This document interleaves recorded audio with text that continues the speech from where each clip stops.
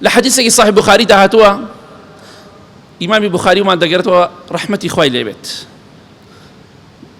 للصحابة كان بيغمري خواه صلى الله عليه وسلم بياوك هبو قاور بو مسلمان بو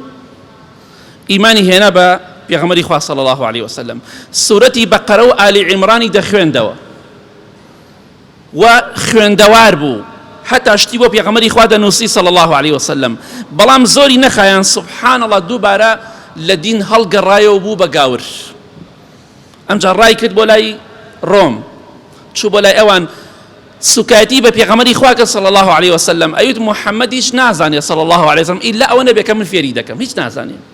كسيكي نزانا دولا روي بيغمري خواك صلى الله عليه وسلم سكاتي بيغمري خواك صلى الله عليه وسلم خواي قورا بشتشكانو مراندي مرت بله هاوريكاني چون شاردیانەوە دەفنیان کرد و شاردیانەوە بەیانی سەیران کرد جەنازەکەی فڕێ دراوەتە دەرەوەی قەبرەکەی ئەمە صحیح بوخاریە وتیان سەیری کە محەممەد صلی الله عليه وسلم لەگەڵ سەحابەکانی قەبری برادەرەکەمیانە هەڵگەڕانەوە و جەنازەکەیان دەرکرد لەبەر ئەوەی کە ئەو لەوان هەڵگەڕایەوە بوختیانێکیان بۆ پێغەمبەری خوا سەڵسەڵام بۆ سەحابە کرد ئەوە تا قەبرەکەیان هەڵدایە و جەنازەکەیان فڕێ داوەتە دەرەوە ئەم جا هاتن قەبرەکەیان بۆ قوڵتریان کرد دووبارە خستیانە ناو گۆڕەکەەوە بەیانی هاتن و تەماشا دەکەن جەنازەکە دووبارە لە دەرەوەی گۆڕەکەی خوای گەورە وای کردووە ئەو قەبرە ئەو مرۆڤە نەگرێتە خۆی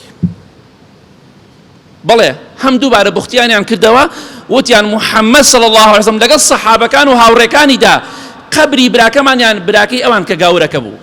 هەڵیان داوەتەوە لە بەرەوەی ئیمانی بەوان نەهێناوە لیان پاشگەز بۆتەوە بوختیانێتریان کردەوە بۆ ژاری سێم شاردیانەوە قوڵتریان کرد ئەمجا حرەسیشیان دانا بزانی کێشەوە ئەم گۆڕە هەڵەداتەوە کاتێکیان زانی لە پڕێک گۆڕەکە جەنازەکەی فڕێدایە دەرەوە ئەمجا بۆ خۆی لە ناوا کەوتە تا بۆگەنی کرد و ئاژەڵ خواردی ئەمە واقعیە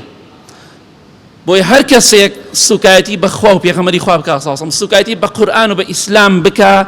ئەمڕۆ یا بەیانی خوای گەورە تۆڵەی لێ دەکاتەوە یا لە دنیا یا لە دنیا و قیامەتیشەوە مسۆگەرە قیامەتەکە ئەگەر تۆبە نەکاو نەگەڕێتەوە بەلای خوا بەڵام ئەگەر ئینسانێکیش گەڕایەوە بۆ لای خوا خوای گەورە لێی خۆش دەبێت کەسێکیش نەگەڕێتەوە بۆ لای خوا تۆڵەی قیامەتی زۆر سەختە